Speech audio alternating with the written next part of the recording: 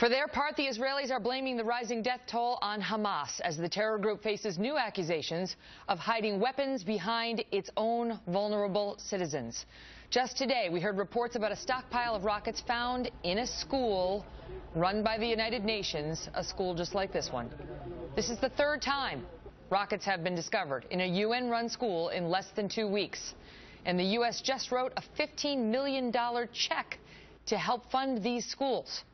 Despite these reports, Nancy Pelosi seemed to suggest over the weekend that Hamas, which we recognize as a terrorist group, is actually out to do good. We have to confer with the Qataris, who have told me over and over again that Hamas is a humanitarian organization. Maybe they could use their influence to the U.S. thinks they're a terrorist organization, though, correct to you? Brooke Goldstein is a human rights attorney and director of the Lawfare Project. It is stunning. It's not like some crazy fringe group here in America says Hamas is a terrorist organization. The State Department. And she's out there saying that they're a humanitarian group, and when asked, you understand that we recognize that, do you agree? Is the most she can muster. What just went on there?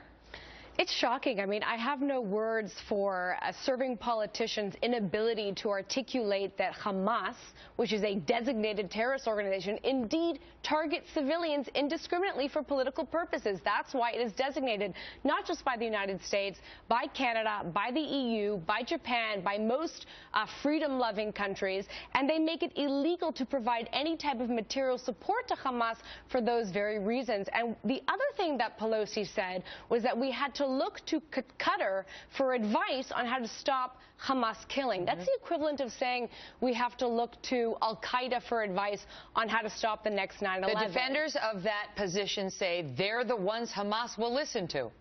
They're the #1 financial backers of Hamas.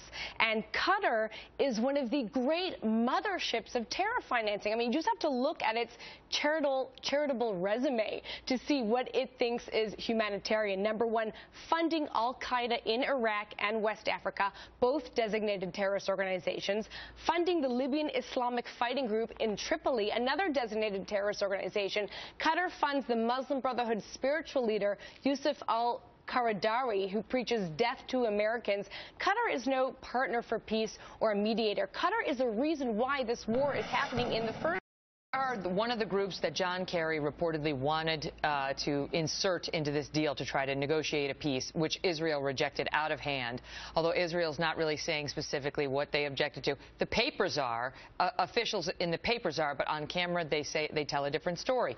What was it that about John Kerry proposing Qatar as an intermediary on this deal that was so objectionable to the Israelis, and what was it about the deal that the Israelis thought was so egregious?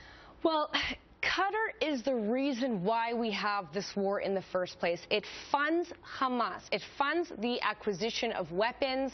It funds the salary of Hamas leaders. Qatar money went towards building the tunnels. And by the way, 167 Palestinian children were killed building these tunnels. So to come to Qatar and to ask them to mediate for peace is like basically giving Qatar an award, saying, here, you can have this prestige, you can be on the world stage now. Mediate the war that you helped start.